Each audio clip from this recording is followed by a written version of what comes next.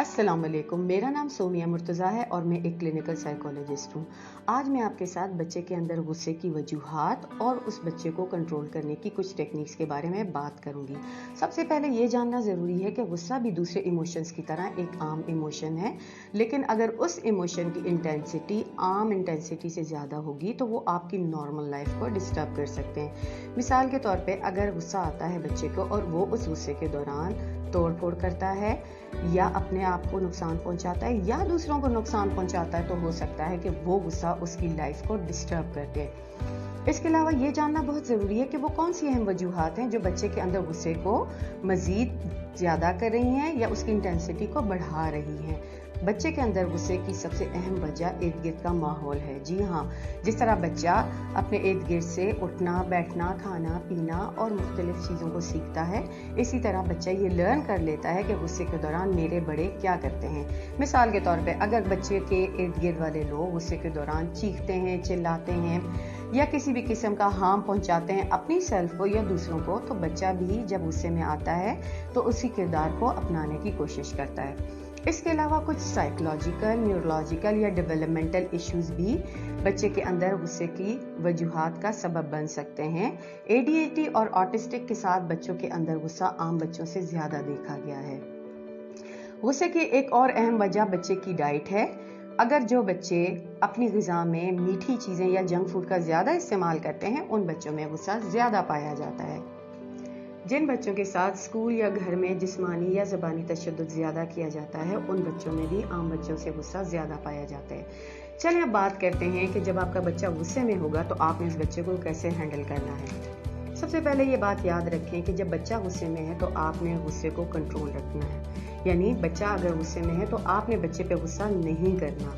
और इस बात को याद रखना है कि जब आग लगती है तो आग को पानी की ज़रूरत होती है, आग की ज़रूरत नहीं होती।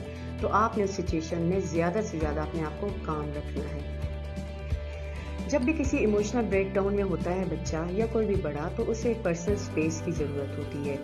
इवन कि जब हम खुद किसी गुस्से की कैफियत में होते हैं तो हमारा कभी कभी दिल चाहता है कि हम तन्हाई में चले जाएं या उस जगह से थोड़ा दूर चले जाएं।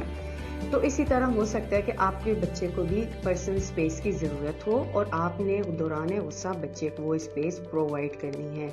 लेकिन इनडायरेक्ट सुपरविजन भी बच्चे पे रखना है ताकि वो किसी भी किस्म के फिजिकल हार्म से बच सके।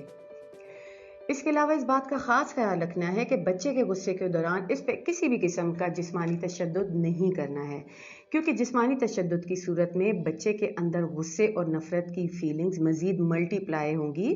बज़ाहिर हमें ऐसा लगेगा कि शायद हमने अपने जिस्मानी तशद्दुद से उसको कंट्रोल कर लिया है या सिचुएशन अब अंडर कंट्रोल है, लेकिन ऐसा नहीं है। उस कैफियत में बच्चा अपने गुस्से को अंदर रख लेता है और फिर बाद में उसको मुख्तलिफ सिचुएशंस में निकालता है। जब कोई भी इंसान गुस्से में होता है तो उस वक्त उसके लॉजिकल थिंकिंग या एथिकल प्रोसेसेस स्टॉप हो जाते हैं और वो कोई भी बात सोचने समझने के काबिल नहीं रहता। गुस्से के दौरान बच्चे के साथ बहस व मुबाहिसा या उसको उसकी गलती के एहसास दिलाना, इन चीज़ों से इज्तनाब करना चाहिए, क्योंकि बच्चा उस वक्त डिफेंसिव मोड में होता है और वो आपकी कोई भी बात सोचने समझने के काबिल नहीं रहता।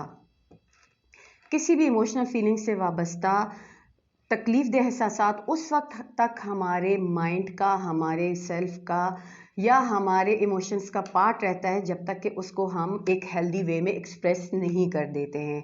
बच्चे को गुस्से के बाद उस कोई तकलीफ दह एहसासात को एक्सप्रेस करने का मौका दें, उससे बात करें और अगर वो अपनी उन तकलीफ दह एहसासात को एक्सप्रेस करने की कोशिश कर रहा है तो उसको सुने और उसकी उन फीलिंग्स को एक्सप्रेस होने दें, क्योंकि जब फीलिंग एक्सप्रेस हो जाएंगी तो उसके इंटरनल कॉन्फ्लिक्ट्स जो है वो रिजॉल्व हो जाएंगे। जब बच्चा काम डाउन हो जाए तो उसके साथ डिस्कशन करें, उसकी फीलिंग के बारे में बात करें कि जब आप गुस्सा कर रहे थे तो आपको क्या फील हो रहा था, या उस गुस्से के आने से पहले ऐसी कौन सी फीलिंग्स थी जो आपके माइंड में आपको तंग कर रही थी। हमेशा याद रखें कि बच्चे को गाइड करें कि गुस्सा आना इंतहाई एक नॉर्मल प्रोसेस है और किस तरह आपने अपनी पर्सनल लाइफ में अपने गुस्से को खुद कंट्रोल किया। और अगर दौरान डिस्कशन आपके सामने बच्चे के लिए कोई नेगेटिव एस्पेक्ट सामने आते हैं तो उसी वक्त उनको पॉजिटिव में कन्वर्ट करने की कोशिश करें। फॉर एग्जांपल, अगर कि आपसे बच्चा ये शेयर करता है कि मुझे गुस्सा इसलिए आया कि इर्द गिर्द के लोग मुझ पे हंस रहे थे, तो वहीं पर उसकी इस नेगेटिविटी को पॉजिटिविटी के साथ कन्वर्ट करने की कोशिश करें। आप उसको समझाएं कि हो सकता है उस वक्त जो लोग हंस रहे थे वो आप पर ना हंस रहे हों, अपनी किसी और बात पे हंस रहे हों। तो इस तरह बच्चे को गाइड करें कि किस तरह वो अपने नेगेटिव थॉट्स को पॉजिटिव थॉट्स के साथ चेंज कर सकता है। याद रखें कि बच्चे ने गुस्सा 1 या 2 दिन में लर्न नहीं किया है।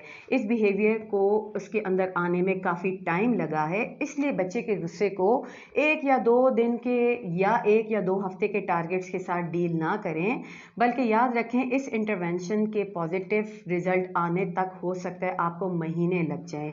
इसलिए बहुत हम्बल होकर बच्चे के साथ काम करें। बहुत शुक्रिया आपके पॉजिटिव फीडबैक के लिए और मेरी वीडियोस को लाइक करने के लिए। मज़ीद वीडियोस के लिए मेरे चैनल को सब्सक्राइब करें। अब तक के लिए अल्लाह हाफ़िज़।